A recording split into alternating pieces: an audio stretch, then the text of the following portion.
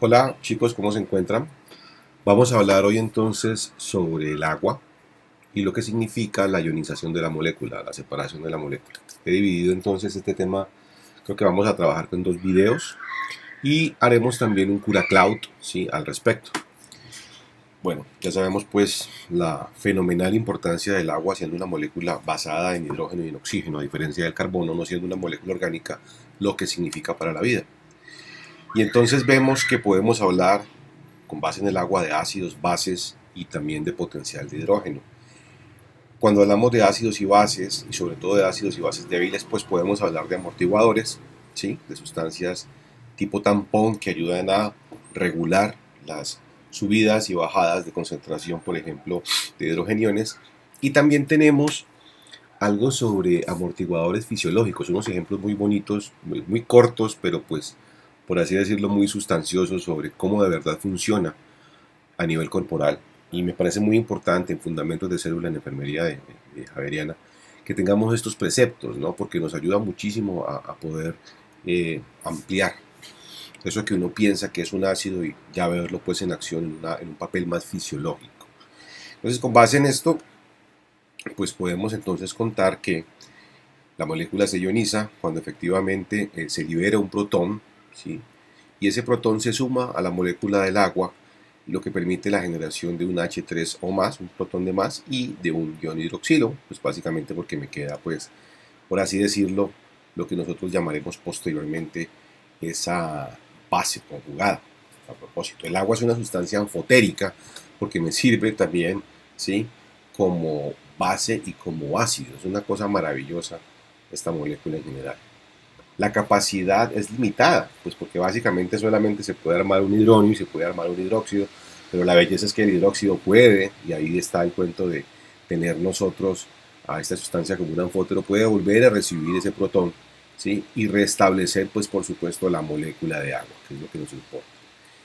Esto permitió entonces, como lo hemos visto, la generación de ese concepto, ¿sí?, de la constante de equilibrio de la reacción, es decir, cuando el agua se separa en H más y no H menos, y saber cuánto de cada uno de los componentes tengo yo concentrado, ¿vale? Entonces sabemos que la unidad es la molécula del agua completa y que cada uno de los componentes, es decir, el H más y el OH menos, separada, en forma separada, tienen la misma concentración.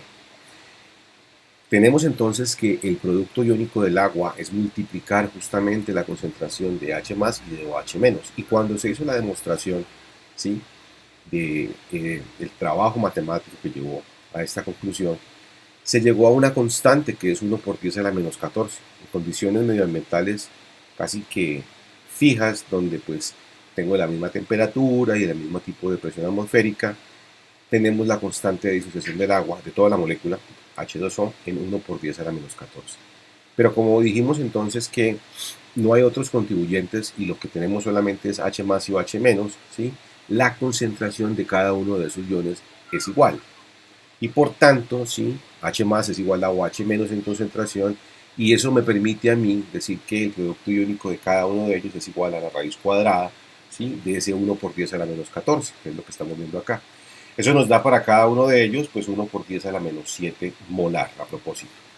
Y como no podemos trabajar con este número, lo que hacemos básicamente es transformarlo en un número logaritmo y nos permite crear la escala del potencial de hidrógeno para saber, ¿sí?, las sustancias en nuestro cuerpo, por ejemplo, en qué tipo de concentración se están moviendo, si es muy ácida o si es muy básica.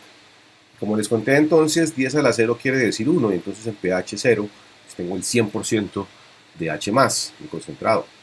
Y en pH 14, 10 a la 0 también, es decir que en pH 14 tengo el 100%, ¿sí?, de la concentración de los OH menos.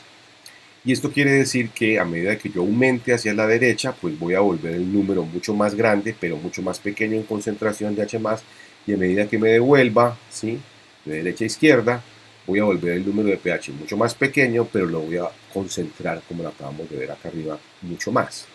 Entonces, a lo que se llega es que el pH, después de hacer las transformaciones matemáticas, es igual a menos el logaritmo de H+, ¿sí? Y esto es una medida estándar a nivel mundial y nos permite, ¿sí?, encontrar o deducir el grado de acidez o de alcalinidad de una solución acuosa. Algunas sustancias, pues por supuesto, han sido muy trabajadas y ya se sabe con exactitud su pH, ya sea, por ejemplo, un pH pues, muy alcalino, muy básico, como lo que se ve en azul, o un pH de pronto muy bajo, es decir, muy ácido. También sabemos que si podemos calcular el pH con base en el logaritmo de la concentración de los hidrogeniones, podemos calcular a su vez, ¿sí?, la concentración de los hidrogeniones si sabemos el pH. Lo que hacemos entonces es generar un antilogaritmo, ¿sí? Y 10 a la menos pH es básicamente igual a la concentración de H+. ¿Por qué ha sido tan importante todo este desarrollo matemático y conceptual a partir de la ionización del agua? Porque tenemos sustancias a nivel fisiológico que funcionan dando, ¿sí?, protones y sustancias que funcionan recibiéndolos. Entonces, cuando yo tengo un donador de H+, pues básicamente tengo un ácido, y cuando tengo un aceptor de los mismos, de H+, tengo una base. Y esto en todo lo que fue el desarrollo de hace unos 70 años, cuando se estaba trabajando con una química muy elegante, se llegó a una conclusión muy elegante, y es que hay sustancias en el cuerpo que permiten, por así decirlo, ejercer un control fisiológico continuo. Yo tengo que vivir a un pH determinado, mis condiciones de acidez y de alcalinidad no pueden variar. Y si el agua es neutra a 7, eso quiere decir que mi cuerpo debe tratar, ya que es un 70% agua, de mantener ese pH en números muy pequeños. Y los números pequeños son de 7,35 a 7,45. ¿Sí? Y descubrimos a la vez de que existían sustancias que funcionaban como amortiguadores, que las mismas biomoléculas, algunas, serían como amortiguadores. Tal vez el ejemplo más conocido son los aminoácidos, porque los aminoácidos tienen grupo amino, tienen grupo carboxilo, y entonces la parte que es un ácido carboxílico dona un protón, y la parte que es una amina, que es una base, recibe el protón.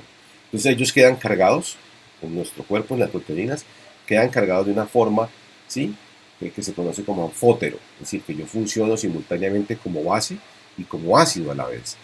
Y eso permitió entender entonces que los aminoácidos, a medida que se aumentaba el pH, por ejemplo, ¿sí?, o a medida que se disminuía, una línea súper recta, como se acaban de dar cuenta, a medida que aumentaba, a medida que se disminuía, podían tolerar esos cambios, es decir, podían ir donando, ¿sí?, los protones, como lo que estamos viendo nosotros acá, ¿sí?, y podían también irlos recibiendo.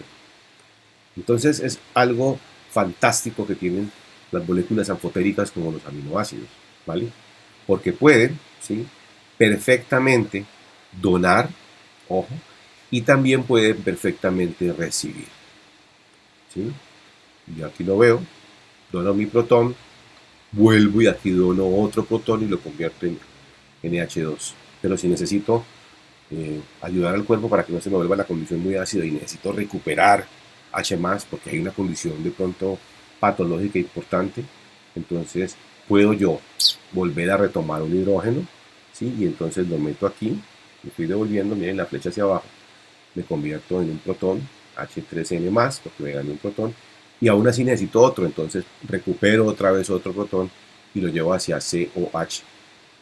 Entonces, este tipo de moléculas, ¿sí?, como los aminoácidos y el agua, funcionan con esa característica doble, ¿no?, de ser a la vez base y a la vez ácido.